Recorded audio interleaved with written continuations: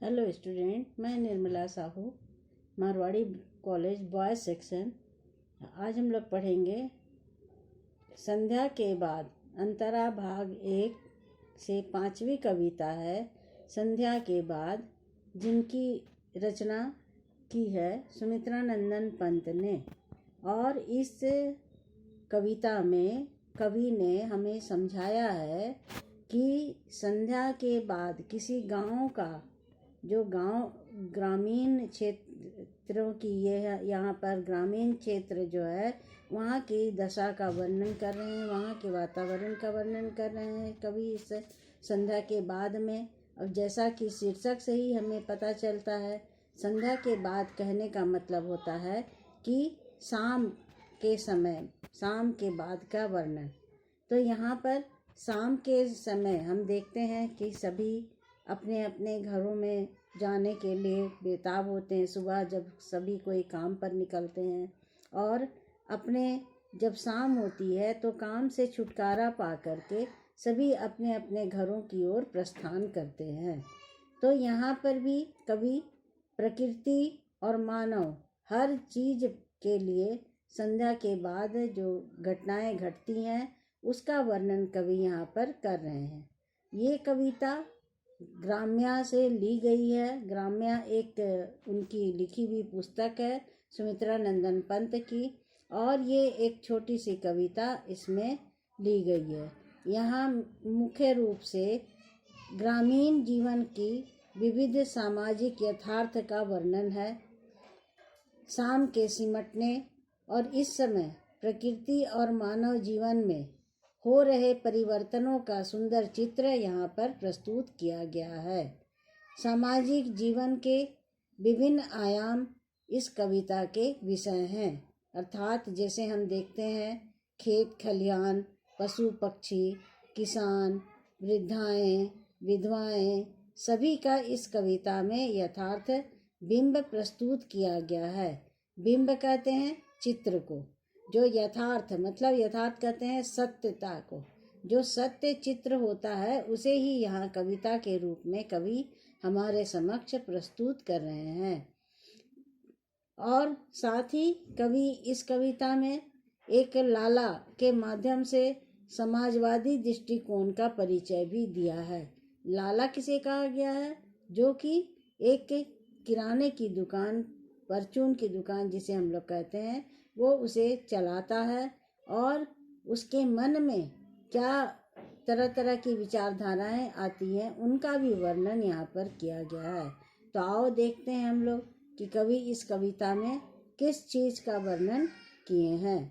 पहली कविता, पहला पद है इसमें, सिमटा पंख सांझ की लाली, जा बैठी अब तरु शिखरों पर, ताम्र पर्ण पीपल से शतमुख, हंसते झरते चंचल स्वर्णिम निर्जर।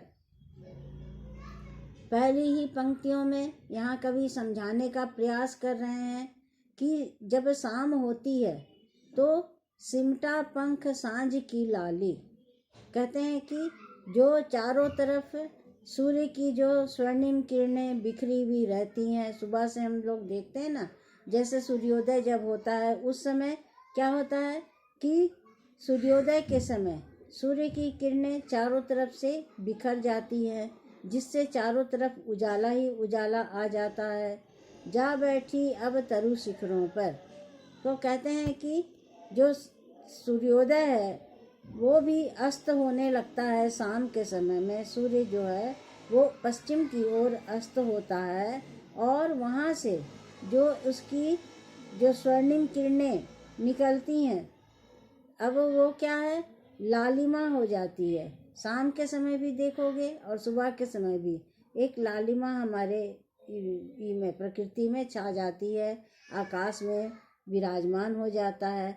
तो कहते हैं क्या कि जब सूर्य उदय अस्त होता है तब अस्त होने के समय सूर्य क्या होता है, नीचे चला जाता है और हमें ऐसा महसूस होता है जैसे कि सूर्य नीचे की ओर जा रहा है और उसकी जो अंतिम किरणें हैं, उनकी जो किरणें हैं वो ऊपरी सतह पर, चाहे जो भी चीज़ की है वो ऊपरी सतह पर जाती है। जैसे कोई बहुत ऊंची बिल्डिंग है तो उसकी ऊपरी सतह पर सूर्य का प्रकाश हल्का हल्का देखने को मिलता है।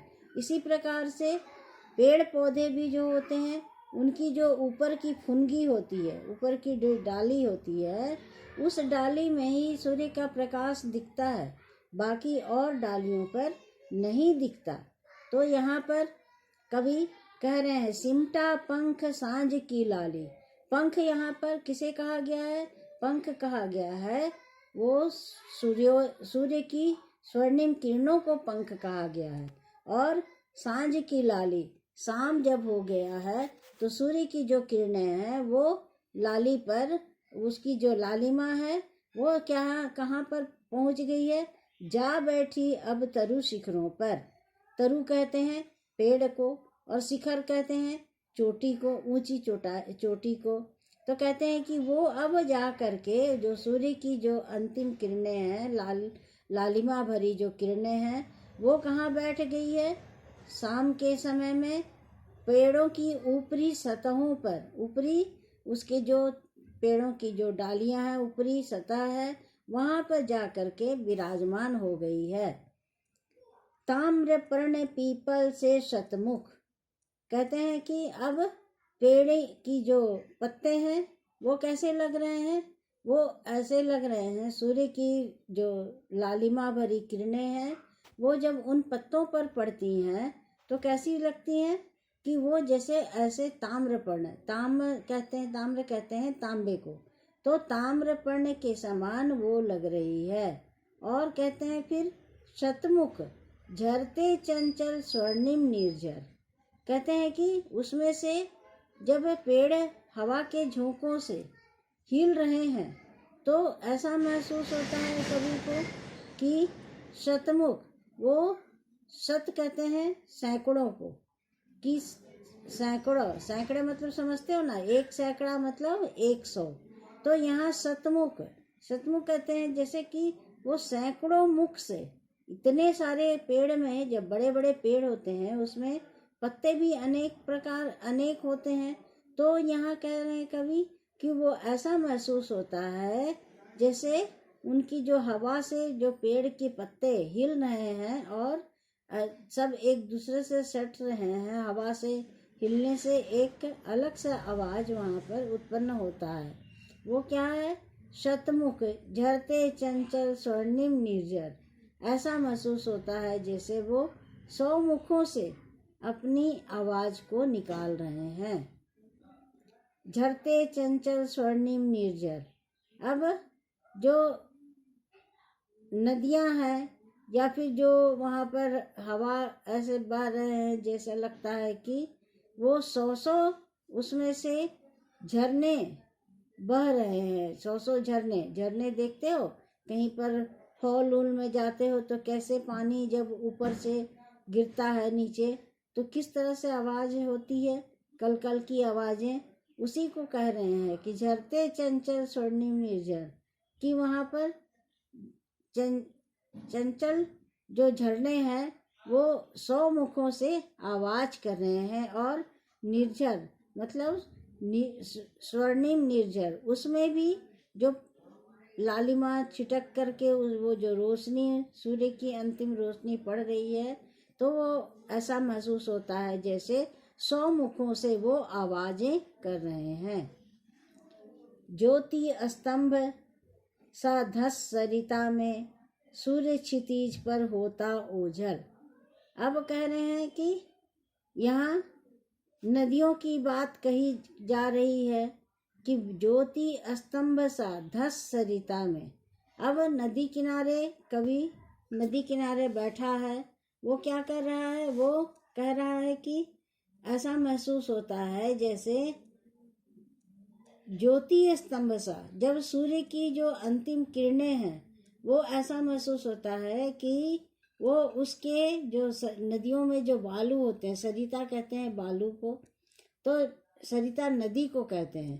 तो वहाँ नदी में जो सूर्य की जो अंतिम किरणें पड़ रही हैं वो ऐसा महसूस होता है जैसे कोई ज्योति स्तंभ कहते हैं पाया को, तो वो जो है वो सरिता में मतलब नदी में वो धंस गया है, नदी में वो समाता जा रहा है।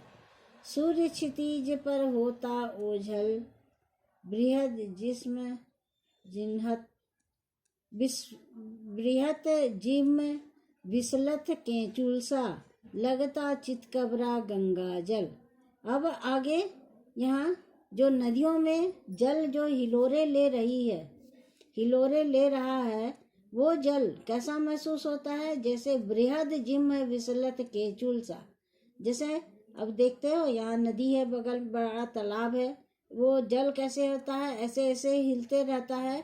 तो वो हिल रहा है, कैसे महसूस हो रहा है? जैसे केचुल जैसा, के सांप का जो ऊपर का जो ये रहता है, क्या बोलेंगे उसको, के केचुल कहते हैं। जैसे ऊपर का जो मछली उछली में देखते हो ना, जैसे ऊपर का जो छिलका निकलता है, तो उसको केचुल कहते हैं। तो ऐसा महसूस होता है जैसे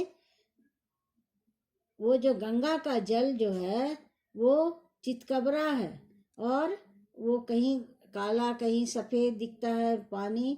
वो बार बार उसमें जो हिलोरें आ रही हैं, उससे पानी का जो रंग भी है वो चितकबरा रंग का दिखता है।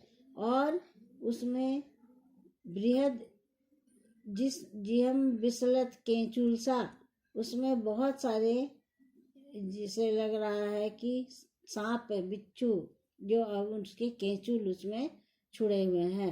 तो इस कविता में पूरा कवि जो है वो शाम के समय का वर्णन कर रहे हैं।